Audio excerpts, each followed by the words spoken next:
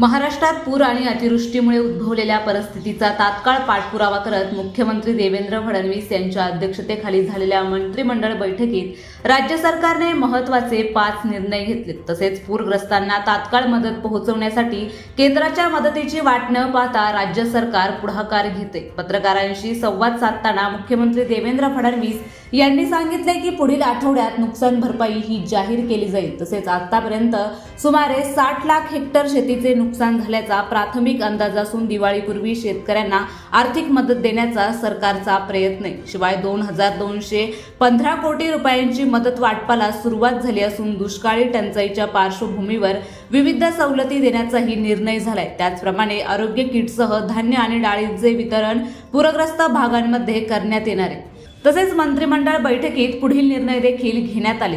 कर्करोग उपचारासाठी त्रिसदस्यीय धोरण निश्चित करण्यात आले असून राज्यभरात 18 रुग्णालयांतून आधुनिक उपचार हे उपलब्ध होतील। महाकेअर फाउंडेशन या नव्या संस्थेच्या माध्यमातून कर्करोगाशी लढण्यासाठी 100 कोटींचा निधी मंजूर करण्यात आला।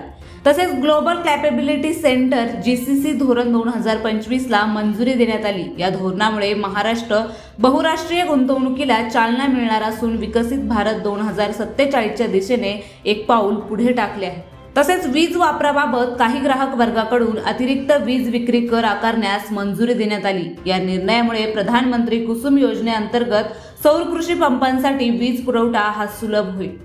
तसेच भूस्थानिक तंत्रज्ञानाच्या वापरासाठी महाजिओटेक महामंडळ स्थापन करण्यास मान्यता देण्यात आली। आणि यामधील शेवटचा निर्णय आहे सातारा जिल्ह्यात फलटण येथे वरिष्ठ स्तरावरील दिवाणी न्यायालय स्थापन करण्याचा देखील निर्णय घेण्यात आलाय। तसेच न्यायालयासाठी आवश्यक पदांची निर्मिती आणि खर्चांसाठी अर्थसंकल्पीय तरतूदही करण्यात आली।